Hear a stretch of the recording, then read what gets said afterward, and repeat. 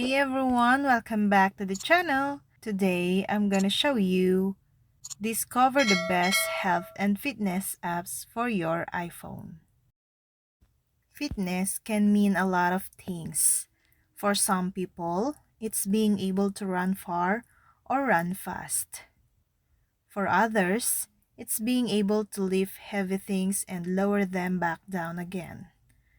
Others may simply want to keep trim or eat healthily, even mean getting a great night's sleep, or making sure your mental wellness is at its best.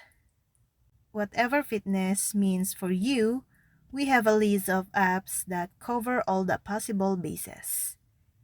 These apps excel in a number of different areas, but what they all generally have in common is that they use your iPhone's powerful tech to monitor and analyze your performance. These apps are great at keeping you fit, but they're always best when paired with other tech. So make sure to check out our list of the best fitness tracker and the best running headphones.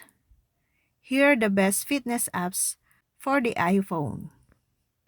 So first, the Apple Fitness. Second, Carrot Fit. Third, Nike Run Club.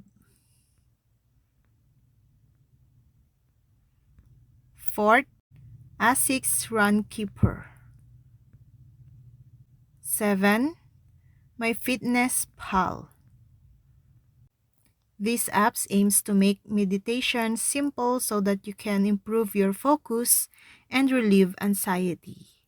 It starts at the foundation level, which teaches you the basics in 10 meditation exercises that are each 10 minutes long. The app tracks your progress, and there is a buddy system where you and your friends can motivate each other. And that's all. I hope this video helped you guys. For more videos, subscribe to our YouTube channel. Thank you for watching. See you again.